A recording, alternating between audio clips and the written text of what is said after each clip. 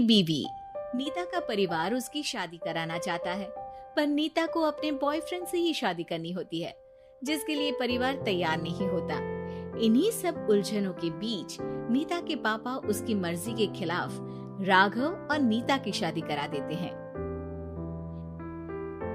शादी ਤਾਂ ਤੁਸੀਂ ਮੇਰੀ ਕਰਾ ਦਿੱਤਾ, ਹੁਣ मैं भी देख दिया ए परिवार खुश किवें रहंदा है।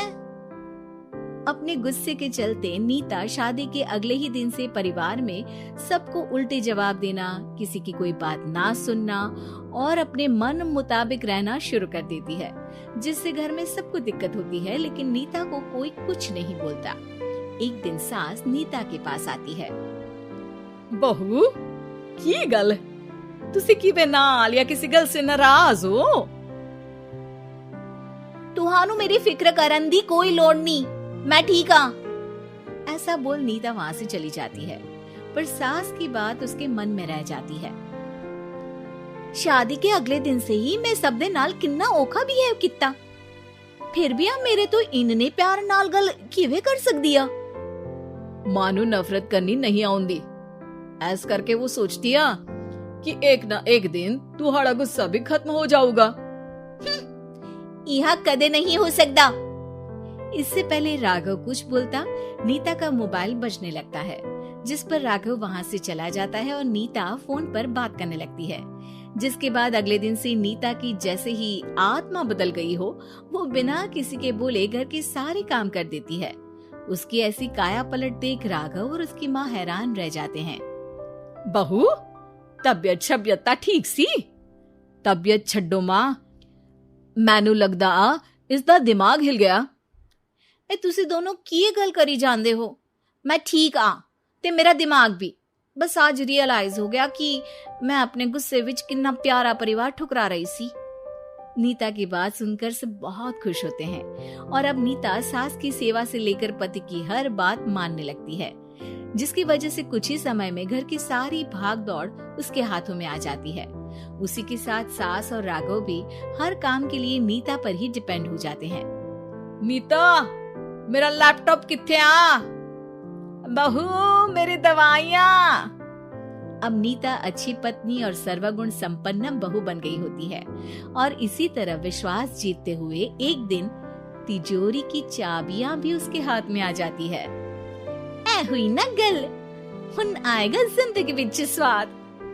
तिजोरी की चाबियां हाथ में आती ही नीता एक रात सास और पति के सोते ही सारे गहने और कैश लेकर घर छोड़ अपने बॉयफ्रेंड के पास चली जाती है।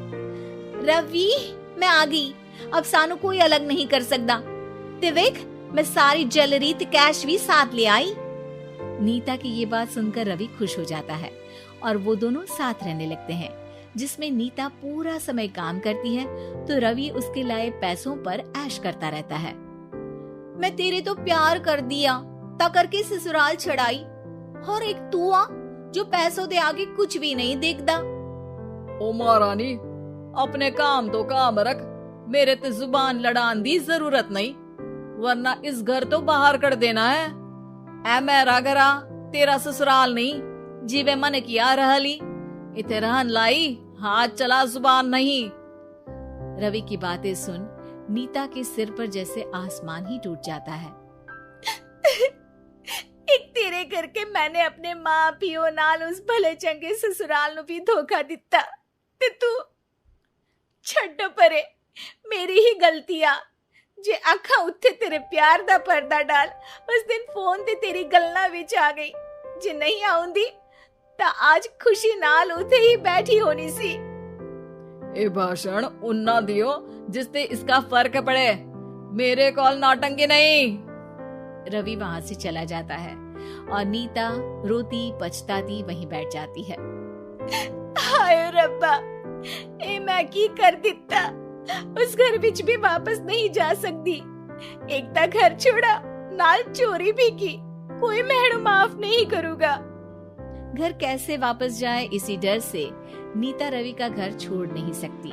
इसी तरह दिन बीतते हैं और उन्हीं के साथ हालात बद से बदतर होते जाते हैं। अब रवि पैसों और अपनी मनमानी के लिए नीता के साथ मारपीट भी शुरू कर देता है, जिससे परेशान होकर एक दिन नीता उसे छोड़ अपने ससुराल वापस आ जाती है, जिसे वहाँ देख राघव गुस्से से लाल हो जाता है। हुन इथे की लेना या हमारी जिंदगी के साथ घर ता तू पहले ही बर्बाद कर गई सी। जान दिया, मेरी गलती माफी लायक नहीं। मैं कमली सी उस ढोंगी नु सच्चा प्यार ते इस सच्चे प्यार नु बोझ समझती बैठी। मैनू माफ कर दो। जे मेरी नूरानी समझ गई या कि उस तो गलती हुई या, फिर किस बात का रूसना मनाना। केड़ी नूरानी रानी बोलन जोगा इसने केड़े झंडे गाड़ दिए। मां याद कर, तेरे घर बिच चोरी कर बहू ते पत्नी सब रिश्ते तोड़ भाग गई सी। और फिर की मानता रहिया, गलती हो गई सी। एक गलती ता रब भी माफ कर देता ते तू और मैं ता सिर्फ इंसान ही आ। माफ कर दे, मैं बोल रही आ ये दोबारा कदी कोई गलती नहीं करेगी। इसदा नहीं ता मेरा ही भरोसा कर ले। ठीक आ, जिवे तुहानू ठीक लगे, पर इसे बोल दे मेरे कोलो कोई उम्मीद ना रखे। तुसी जीवे कहोगे। अब सास हर रोज राघव को मनाने की कोई ना कोई नई तिकड़म बताकर नीता को उसके पास भेजती रहती है, जिससे कुछ समय बाद नीता का पछतावा और कोशिशें देखकर राघव भी उसे माफ कर